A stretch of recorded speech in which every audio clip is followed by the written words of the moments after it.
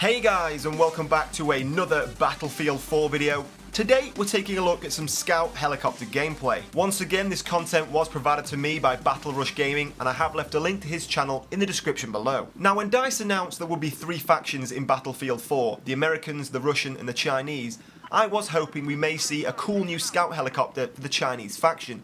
But as it is in real life, the Chinese are using the same Scout Helicopter as the Russians, the Z-11W, that you can see being flown here. Now, one of the most interesting and notable differences between the Scout Helicopters in Battlefield 3 and Battlefield 4 is the addition of the 25mm cannon.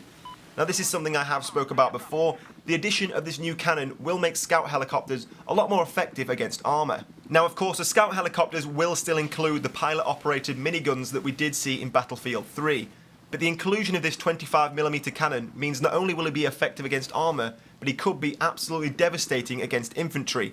And if the minigun overheats, you can quickly change to this 25mm cannon and still carry on taking out infantry targets. Now, another new feature that we do see in this gameplay is it shows the pilot a countdown until his next flare is ready.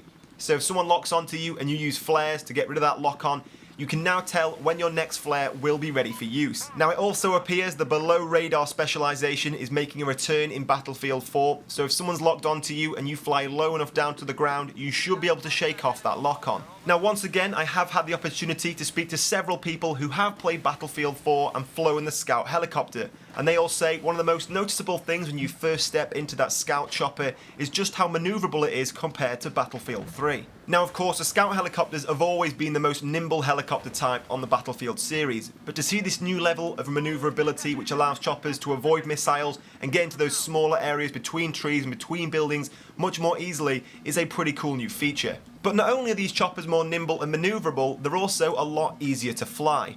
Now, when I first heard this, I did have some mixed reactions. Of course, having easier choppers to fly does make the game more fun. It allows more players to use the helicopters. I myself hardly ever flew helicopters in Battlefield 3. Only recently on PC have I put the time in to try and learn how to fly the helicopters.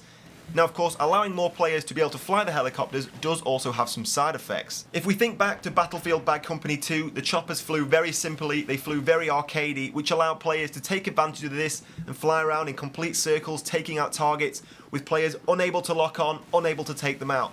So in Battlefield 3, I did actually enjoy the fact that choppers were a little bit more realistic, harder to fly, and that meant we didn't get as many players being able to be as successful with them and taking out targets all of the time. But they're just my thoughts and opinions. We are yet to see how it plays out, but I want to hear from you guys. Do you think having more maneuverable and easier to fly helicopters is going to have a positive or a negative effect in Battlefield 4? But that's all I've got time for today, guys. I hope you did enjoy the video. If you did, don't forget to hit like and leave a comment below. It does help me out so much.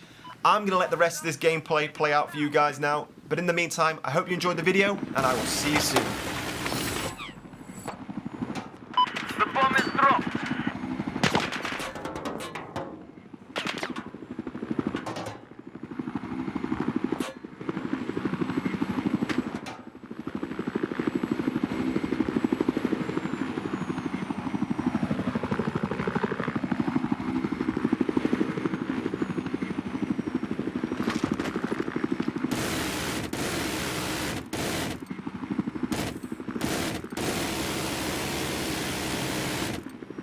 Hey, hostile vehicle spotted, over.